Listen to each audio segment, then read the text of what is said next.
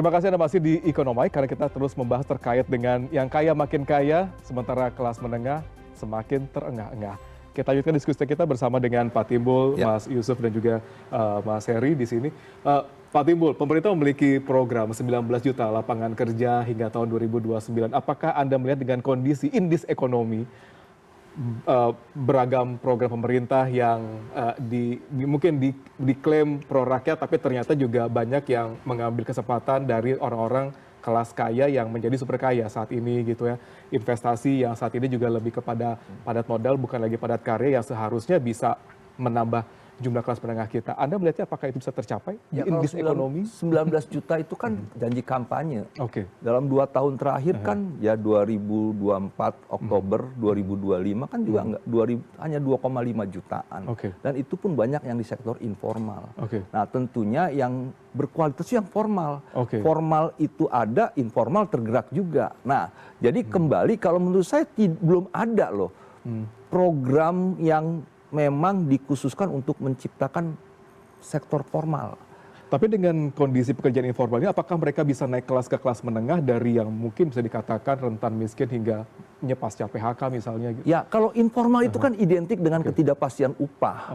Ya, tidak pasti dengan jaminan sosialnya, jam kerjanya, yang memang beda dengan formal. Sebenarnya kelas menengah itu kan lebih bisa didorong ketika di formal.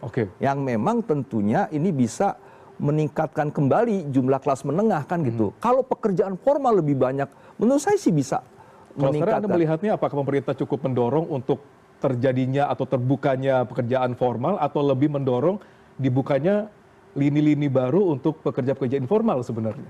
Ya kalau menurut saya sih tidak ada program yang benar-benar bisa memfokuskan pembukaan lapangan kerja formal. Ya, kalaupun ada sedikit. Dan segini aja, mempertahankan pekerjaan formal aja gagal. Mempertahankan aja nih, kan satu demi satu tumbang tuh. Sektor-sektor padat karya yang memang kita kan memang masih seperti identik dengan pekerjaan padat karya karena SDM kita 53% angkatan kerja kita kan lulusan SMP. Yang memang juga kalau diharapkan untuk naik menjadi mengerti tentang teknologi AI dan sebagainya kan juga akan sulit. Nah, cuman menjadi masalah kan adalah bagaimana yang existing ini coba dipertahankan deh. Jangan sampai tumbang satu demi satu ya. Misalnya kayak keramik kemarin ada persoalan tentang supply gas. Udah jelas-jelas mereka butuh. Tapi gasnya enggak, harganya sekarang katanya mau diturunkan. Kan masalahnya supply-nya. Kalau memang disuplai ke luar negeri untuk dapatkan dolar, ya kita habis di sini. Ya. Nah, ini kan persoalan kebijakan-kebijakan yang menurut saya harus lebih pro kepada pembukaan lapangan kerja formal dengan mekanisme APBN yang harus mendukung itu. Tadi harusnya mencegah jangan sampai terjadi terus.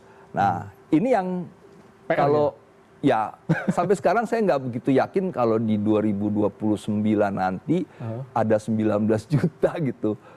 Paling juga setengahnya, kalaupun itu informal lebih banyak gitu. Baik, saya langsung ke Mas Heri. Mas Heri, Anda setuju dengan apa yang disampaikan oleh Pak Timbul bahwa pemerintah kesulitan sebenarnya untuk menciptakan lapangan kerja formal ya, bukan informal untuk meningkatkan kelas sebenarnya? Ya, jadi kan tidak langsung menciptakan lapangan kerja formal, tetapi melalui program-program yang bisa menumbuhkan sektor-sektor formal, gitu. Seperti contohnya sektor industri manufaktur atau sektor jasa-jasa yang bersifat formal.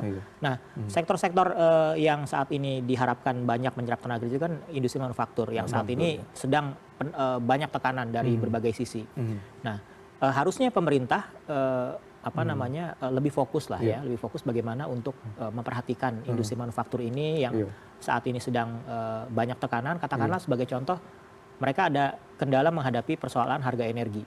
Kemudian juga mungkin yang industri-industri yang tergolong katakanlah lahap energi, penggunaan listriknya banyak. Nah, ini kan bisa diberikan katakanlah diskon tarif listrik seperti itu, atau misalnya subsidi bunga kredit seperti itu. Nah, ini kan semua bisa dilakukan sebenarnya kan anggaran untuk ke MBG itu udah banyak banget gitu. Nah, harusnya juga ke industri manufaktur ini yang bisa menjaga kelas menengah ini harusnya juga diperhatikan. Bantalan juga besar juga. Nah, ini yang diharapkan, saya rasa ini cukup diharapkan oleh sektor industri manufaktur. Jadi ini bisa membantu mengurangi tekanan yang saat ini sedang mereka hadapi seperti itu, sehingga mereka bisa bertahan dan tenaga kerja formal yang sudah bekerja di dalamnya setidaknya ya tidak out gitu. Mereka tetap bisa bertahan. Ini yang harus bisa dilakukan. Menarik.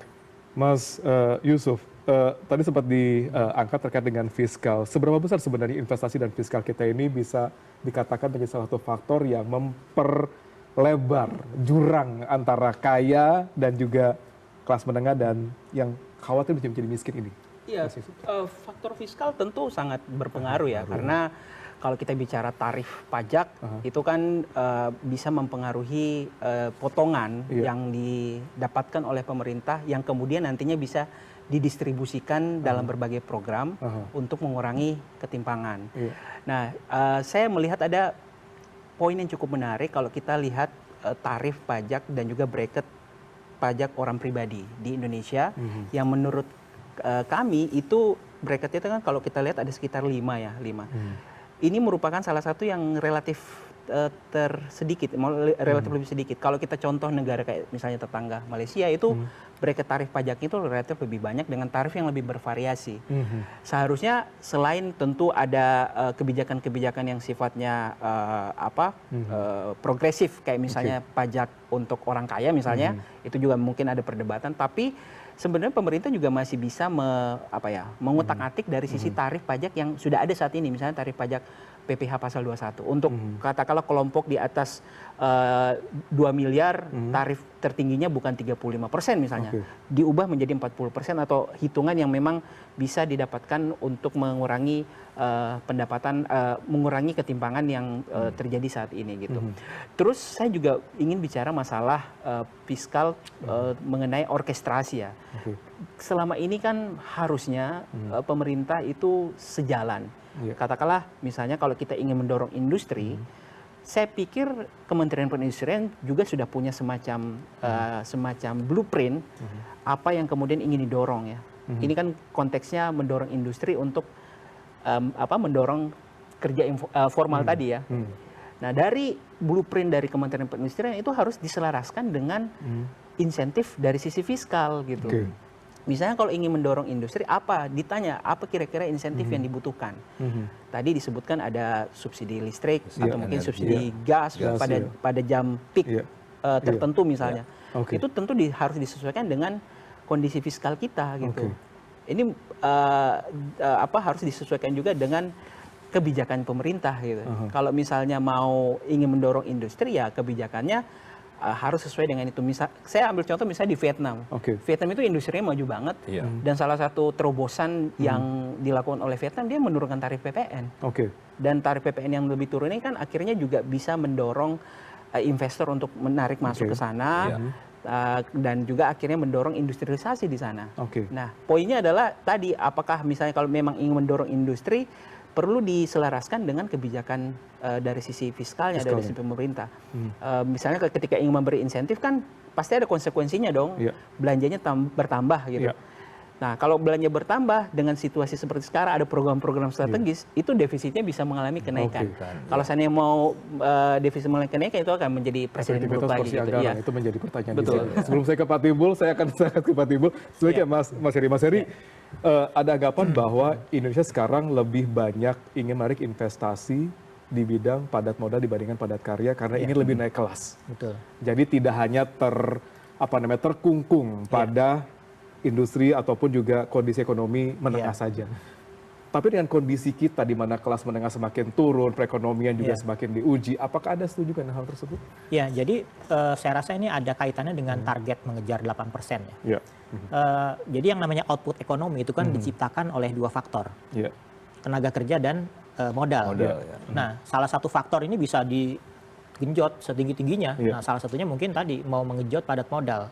Nah, sementara yang padat karya ini ya udah apa adanya aja gitu kan. Nah, dengan menggenjot padat modal ini kan bisa lebih mungkin ya bisa lebih pasti, bisa lebih di drive dan perhitungannya juga mungkin bisa lebih presisi seperti itu kan dengan mengharapkan investasi yang padat modal naik berapa kali lipat sampai 3 tahun ke depan, ini diharapkan bisa menyumbang pertumbuhan ekonomi katakanlah hingga 8%. Nah harusnya investasi yang masuk itu bisa semakin peka terhadap penyerapan tenaga kerja, gitu, sehingga dua faktor ini yaitu labor sama kapital ini bisa saling mendukung untuk membentuk output perekonomian. Nah saat ini mungkin ya itu tadi, mungkin mau ngambil praktisnya aja, ya udah padat modal aja gitu kan, nah, tenaga kerjanya yang ngikut aja, tapi harusnya investasi yang masuk itu bisa meng-create banyak tenaga kerja, jadi harus disinkronkan gitu ya, antara kebijakan target untuk mengejar investasi dengan percepatan atau apa namanya ya percepatan peningkatan skill dari tenaga kerjanya seperti itu.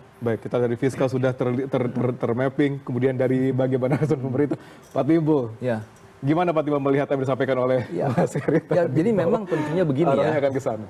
Misalnya nih ya, Pak Prabowo jalan ke luar negeri, ada komitmen investasi mau masuk. Sebenarnya kan duta besar di sana juga harus melobi terus ya, meyakinkan untuk masuk. Kemudian dia bisa mencari tahu apa sih yang akan diinvestasikan, SDM seperti apa yang dibutuhkan. Nah itu kan bisa dipersiapkan di sini, sehingga ketika masuk, tapi kan butuh waktu cukup lama sebenarnya untuk menyiapkan SDM tersebut. Dengan... Ya justru itu, tapi kan kita juga harus benar-benar bisa mengantisipasi, jangan sampai datang nggak tersedia, yang datang itu tenaga kerja asing.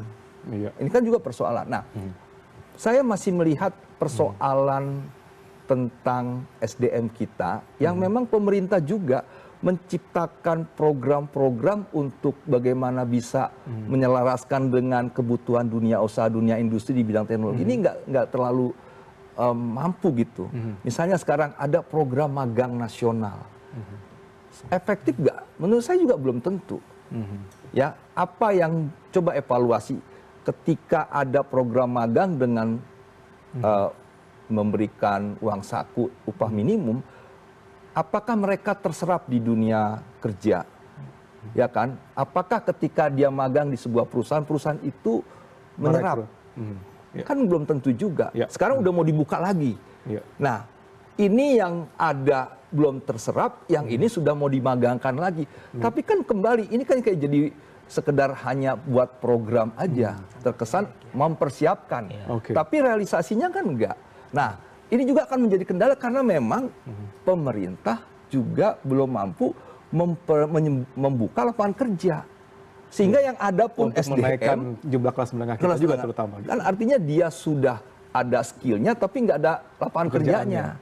Nah, ini kan persoalan. Jadi ya harusnya tetap bahwa... Harapan Pak Timbul, kira-kira Pak Timbul, untuk 2-3 tahun ke depan aja, bagaimana kita bisa mengurangi jurang atau disparitas besar antara yang kaya dengan yang kelas menengah, supaya bisa lebih naik kelas lagi dan tidak turun kelas bahkan sebenarnya, apa kira-kira? Ya, kita tuh memang butuh lapangan kerja, butuh investasi, harus menciptakan kepercayaan. Awal muasalnya itu kan pengelolaan fiskalnya udah nggak mendapat kepercayaan. Nah, kalaupun pengelolaan fiskalnya ya harus juga mendorong pekerjaan formal. Nah, jadi kembali kepercayaan kepada investor sehingga mereka masuk dengan berbagai kepastian ya. Jangan sampai ketika pidato menyerang investasi, anti-asing, semuanya kan. Jadi kita lihat ini demi pidato demi pidato malah menciptakan ketidakpercayaan. Makanya dibilang ada Prabowonomics. Sebenarnya Prabowo no mic, gak usah dikasih mic gitu. Saya masuk ke Mas. Ada kepastian gitu ya, ada kepastian aja gitu. Baik, ada kepastian. Saya singkat saja dari Mas Yusuf gimana? Ya, yang pasti kalau kita bicara ketimpangan, memang perlu banyak pendekatan ya untuk menyelesaikan masalah ini. Tadi sudah banyak dielaborasi sama Pak Timbul, upaya untuk penciptaan lapangan kerja formal itu harus didorong. Dan untuk mendorong hal tersebut, memang sekali lagi ada orkestrasi, berjalan beriringan. Industri misalnya ingin didorong apa, insentifnya apa, disesuaikan dengan ruang anggarannya, kebutuhan anggarannya. Itu yang perlu berjalan. Jangan sampai kemudian silo masing-masing. Kementerian Keuangan ingin mendorong program tertentu, Kementerian Perindustrian program yang lain, akhirnya berbeda arah gitu ya. Jadi saya kira orkestrasi jalan beriringan merupakan poin penting untuk mendorong terciptanya lapangan kerja formal dan pada muaranya untuk menurunkan tingkat ketimpangan dalam jangka waktu yang lebih panjang. closing statement dari Mas Heri sekaligus menutup program kita, silakan Mas. Ya, jadi saya harap program-program pemerintah jangan hanya sekedar gimmick lah gitu. Jangan sekedar gimmick buat menyerap tenaga kerja. Ya, memang betul MBG 1,1 juta gitu kan. Terus ada program magang nasional lagi yang perangkatan itu mungkin 100.000 lebih gitu ya. Jadi itu kan tujuannya untuk mengurangi gap atau masa tunggu yang tadinya lulus biasanya butuh beberapa bulan. Nah ini bisa lebih cepat gitu. Nah, tapi evaluasi setelah itu apa? Apakah dia langsung bisa terserap di sektor pekerjaan formal kan itu belum tentu. Nah jadi ya kurangilah yang gimmick-gimmick ini untuk penyerapan tenaga kerja, bikin yang konkret. Perkuat sektor yang bisa memperbaiki fundamental perekonomian Indonesia, yaitu sektor salah satunya industri manufaktur. Itu yang punya kesempatan untuk meningkatkan nilai tambah maksimal, multiplier efek ke tenaga kerjanya itu sangat tinggi dan bisa menyumbang berbagai indikator ekonomi yang bisa semakin baik seperti itu. Baik, jangan gimmick intinya. Konsisten dan juga tepat sasaran untuk proporsi anggarannya. Terima kasih Mas Heri, terima kasih Mas Yu, terima kasih Pak Timo sudah hadir di Ekonomik pada hari ini, dan inilah akhir dari Ekonomik. Dan ingat, episode ini memang sudah udahan, tapi yang jelas wawasan dan cuan semoga terus bertambah. Saya Ruli Kurniawan, terima kasih, sampai jumpa di episode Ekonomik selanjutnya.